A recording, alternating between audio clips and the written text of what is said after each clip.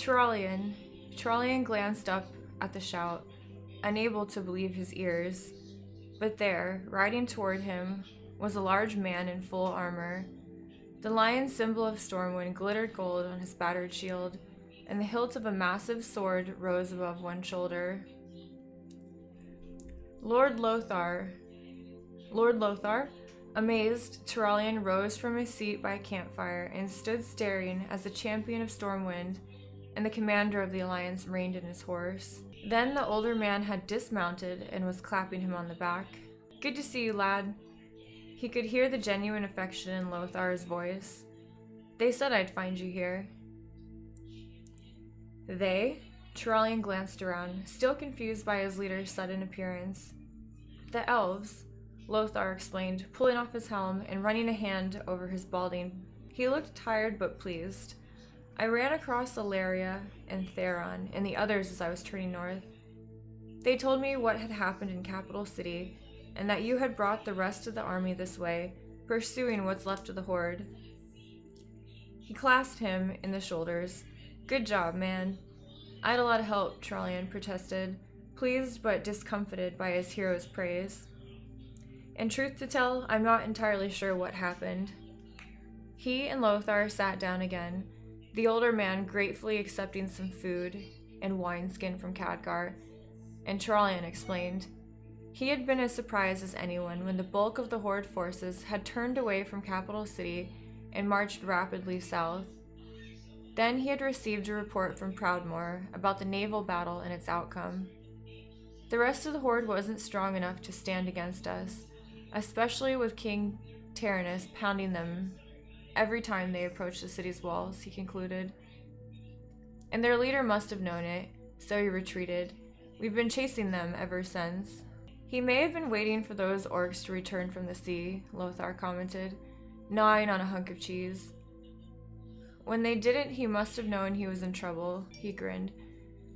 Besides, closing the mountains behind him meant no escape route and no reinforcements there either. Trollian nodded. "You heard about Paranold, then?" "Aye," Lothar's expression turned grim. "How a man could turn against his own race I'll never understand, but thanks to Trollbane, we don't have to worry about Alterac anymore." "In the hinterlands?" Khadgar asked. "Orc-free," Lothar replied. "It took us a while to find all of them. Some had burrowed in deep, even carved out homes beneath the ground, where they could disappear when we chased them. But we got them at last. The Wildhammers are still patrolling to make sure, of course. And the elves are heading back to Kael'thas the Lost to clear it as well," Trollian added. "The orcs seem to have left the forest, but the trolls may still be hiding among the trees." He grinned as he thought about Ilaria and her kin and their attitude toward the forest trolls. "I would not want to be them when they and the rangers meet again."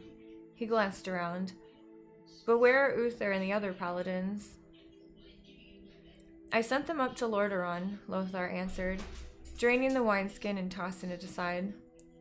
"They'll make sure that region's safe again, and then they'll follow after us." He smiled a little. "Uther may be upset if we don't leave him anyone to fight." Trollian nodded, imagining how his zealous fellow paladin would react to discovering he had missed the end of the war. And though the orcs were still numerous, it felt as if the war was winding down. He had thought they were all finished there by Capital City, but when the bulk of the Horde had left, it changed everything. And the Horde had been growing smaller and more desperate ever since. "They may try to hole up here in Khazmodan," Khadgar was saying, but Trollian shook his head. He was pleased to see Lothar doing the same. "They'll have the dwarves to reckon with if they do," the champion explained. "Ironforge still stands unconquered, and the dwarves will be twitching for a chance to take the fight back to the orcs and reclaim their mountains for good." "We should give it to them," Trollian commented, pausing as both Lothar and Khadgar turned to give him their full attention. "We can detour to Ironforge if the orcs aren't going there themselves. It uses the Griffin Riders to keep tabs on the Horde's path. If we free the dwarves, they can hold the mountains, preventing any chance of the orcs returning this way. They'll also hunt down any orcs still hiding among the peaks." Lothar nodded. It's a good plan, he said with a smile. Let the troops know, and we'll begin our march in the morning. He stood and straightened slowly. For me, I need sleep, he explained, sounding a little annoyed at himself. It was a long ride, and I'm not as young as I was. But he favored Trallian with a serious glance before turning away. You've handled yourself and the troops well while I was gone, he said, as I knew you would. Lothar paused, and a look of mixed sorrow and respect crossed his face. Lane, he said softly, you remind me of him. You have his courage. Trallian stared, unable to respond. Khadgar stepped up beside Trallian as the older warrior walked away. Looks like you've won his respect after all, the mage teased him. He knew how much Trallian valued the champion's good opinion, and how he'd worried that he would fail the Alliance commander. Shut up, Trallian said absently, shoving Khadgar lightly, but he was smiling as he arranged his own bedroll, collapsing upon it, and closed his eyes, trying to get a little rest before they moved out again. Attack! Lothar shouted. He had his great sword out, its golden runes catching the sunlight as they charged up the wide path, curving around the snow-topped mountain peak. Near the top of the peak, the rock had been planed and polished and carved into a massive wall, complete with windows that pierced the stone far above. Set into that wall atop a short flight of stairs were a pair of truly gargantuan doors. Easily 50 feet high, the image of a mighty dwarven warrior chiseled into their face. Above the doors soared a majestic arch, and within it was engraved the image of a heavy anvil. It was an awe-inspiring sight, the entrance to Ironforge. The heavy doors were closed fast, of course, and no other entrances or openings were visible, which did not stop the orcs from pounding against both that portal and the rocks around it, trying in vain to batter down the dwarves' ancient defenses.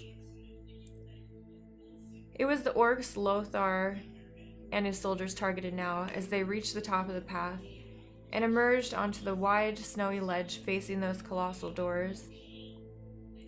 The orcs spun around, surprised.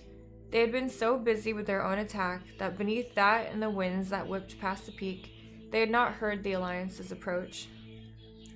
Now they tried desperately to bring weapons to bear against this new enemy, but the first row of orcs were mowed down before they could even turn to face their attackers. Do not let up, Lothar shouted, his sword lopping off one orc's arm and then splitting another up in the middle.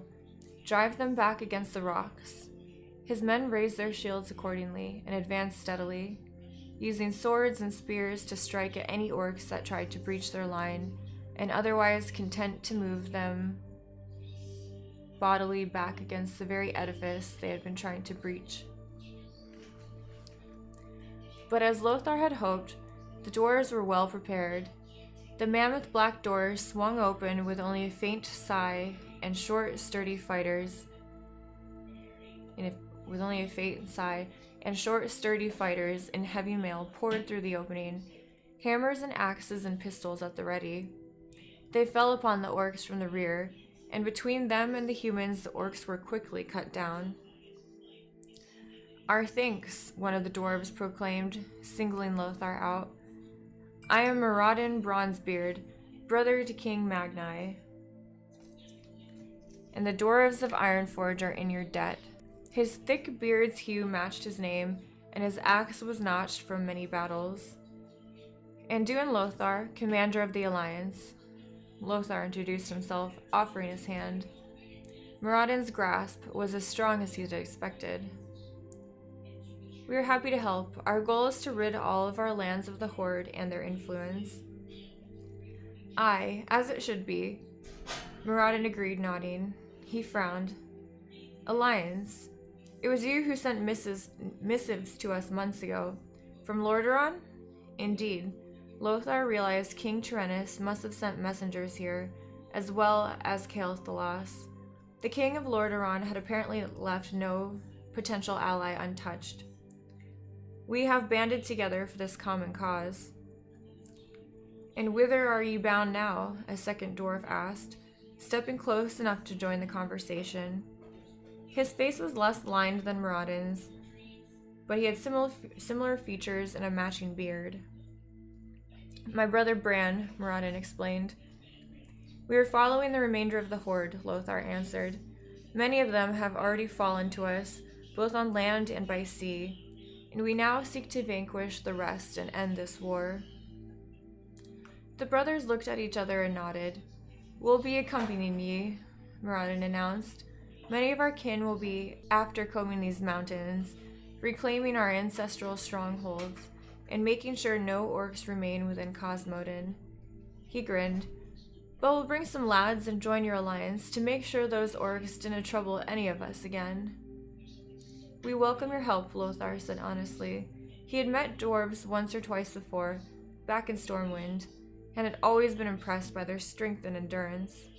If these Bronzebeard dwarves were as good in combat as their Wildhammer cousins, a contingent of them would be valuable indeed. "Good. We'll be sending someone to inform our brother and to catch up to us with supplies." Muradin shouldered his axe and glanced around. "Which way did the horde go?" Lothar glanced at Khadgar, who grinned. Then he shrugged, smiled, and pointed south. New scene.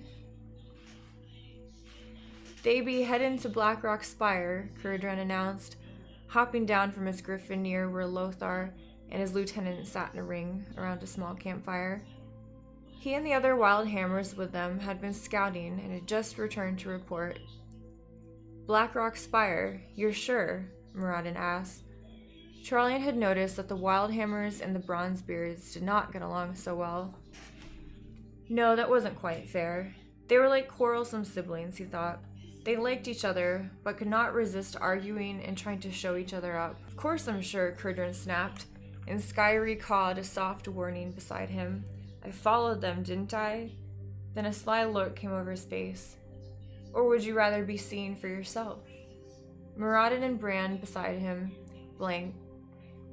blanched and stepped back a pace, drawing an evil chuckle from Curdran.